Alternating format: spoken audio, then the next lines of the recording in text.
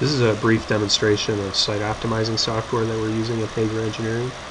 Site optimizing software is a new technology in the civil engineering field, and it allows for automated site planning, grading, and cost estimating to be done in a CAD environment in real time at the initial stages of a project when you're just evaluating sites.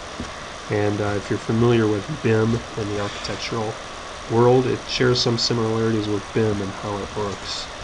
What I want to demonstrate is a typical industrial site plan. And so I've got a 15-acre property on the screen, and I have a topo survey loading in. Those are the two things we need to get started on a property, is a boundary and a topo. And what I'm going to do is I'm going to import a building here that's about 100,000 square feet. And it's a typical industrial sized building here. It's situated on the site.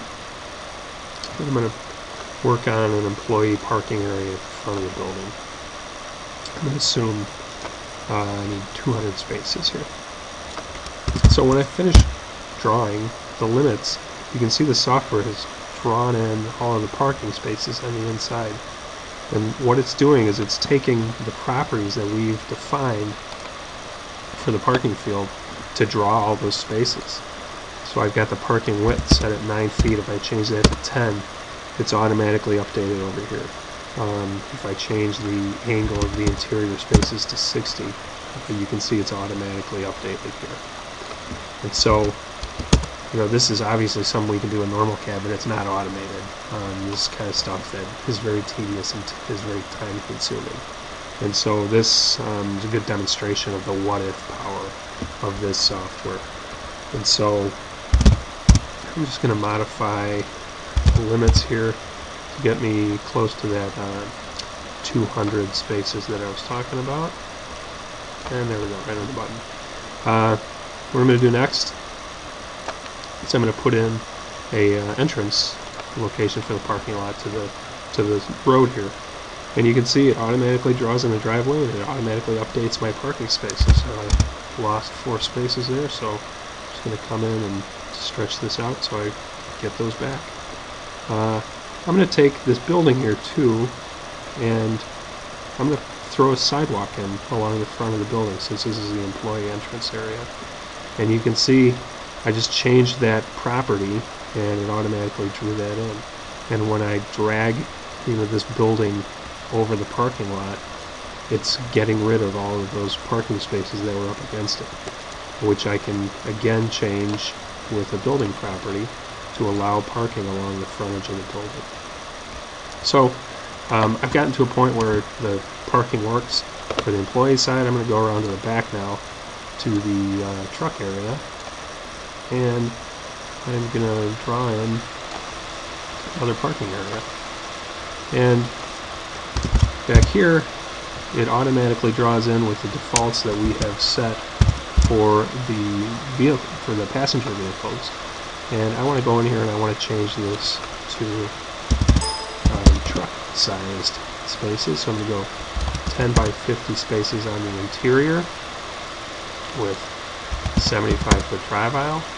And then I've got to go and change that here on the edge. Change that to 10 by 50 here as well. 70-foot aisle. And then last, I've got to change that along the side of my building here as well to 10 by 50 with 75 foot.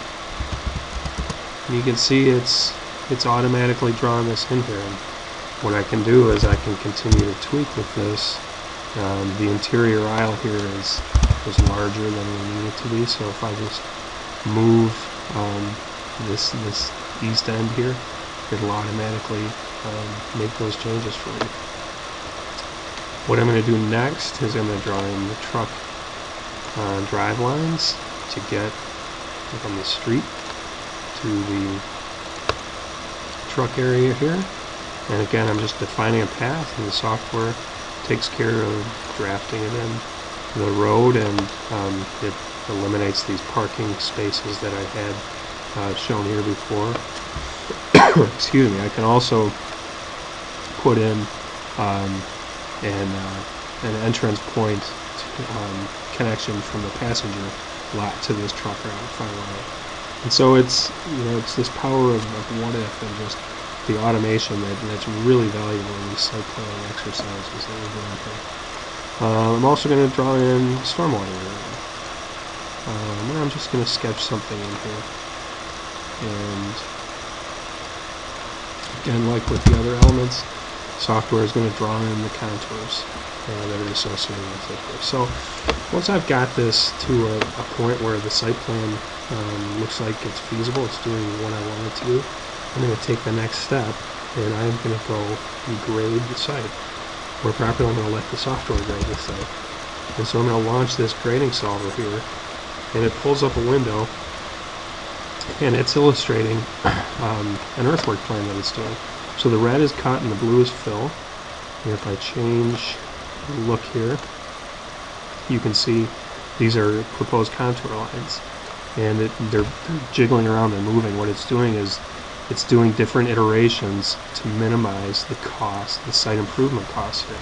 And so part of the properties that we have defined with the parking areas, the streets, the ponds are minimum and maximum slopes. And so it's using those minimum and maximum slopes to create a grading plan that obeys all of the rules that I've set up. And we have unit costs associated with the parking areas, the driveways, the cut fill, that it's using a real-time cost estimator here, and it's giving me a number at the bottom for the site improvements.